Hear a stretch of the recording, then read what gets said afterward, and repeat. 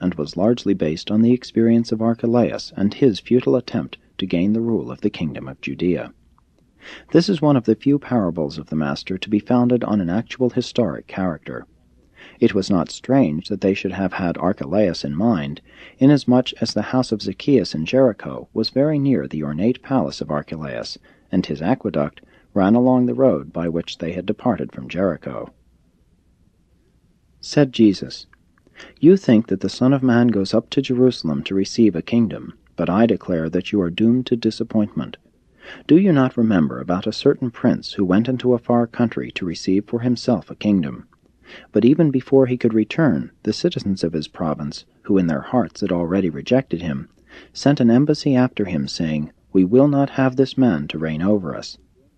As this king was rejected in the temporal rule, so is the Son of Man to be rejected in the spiritual rule. Again I declare that my kingdom is not of this world. But if the Son of Man had been accorded the spiritual rule of his people, he would have accepted such a kingdom of men's souls, and would have reigned over such a dominion of human hearts. Notwithstanding that they reject my spiritual rule over them, I will return again to receive from others such a kingdom of spirit as is now denied me. You will see the Son of Man rejected now, but in another age that which the children of Abraham now reject will be received and exalted."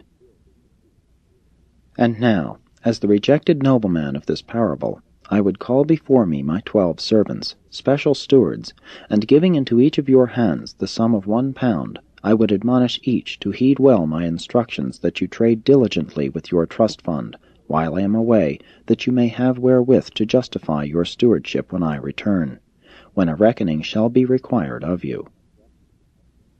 And even if this rejected son should not return, another son will be sent to receive this kingdom, and this son will then send for all of you to receive your report of stewardship, and to be made glad by your gains. And when these stewards were subsequently called together for an accounting, the first came forward, saying, "Lord, with your pound I have made 10 pounds more." And his master said to him, "Well done, you are a good servant. Because you have proved faithful in this matter, I will give you authority over 10 cities. And the second came, saying, "Your pound left with me, Lord, has made 5 pounds. And the master said, I will accordingly make you ruler over 5 cities. And so on down through the others, until the last of the servants, on being called to account, reported, Lord, behold, here is your pound, which I have kept safely done up in this napkin. And this I did because I feared you. I believed that you were unreasonable, seeing that you take up where you have not laid down, and that you seek to reap where you have not sown. Then said his Lord, You negligent and unfaithful servant, I will judge you out of your own mouth. You knew that I reap where I have apparently not sown. Therefore you knew this reckoning would be required of you. Knowing this, you should have at least given my money to the banker, that at my coming I might have had it with proper interest. And then said this ruler to those who stood by, Take the money from this slothful servant, and give it to him who has 10 pounds. And when they reminded the master that such a one already had 10 pounds, he said, To every one who has shall be given more, but from him who has not, even that which he has shall be taken away from him. And then the apostles sought to know the difference between the meaning of this parable and that of the former parable of the talents, but Jesus would only say, in answer to their many questions, Ponder well these words in your hearts, while each of you finds out their true meaning. It was Nathanael who so well taught the meaning of these 2 parables in the after years, summing up his teachings in these conclusions. 1.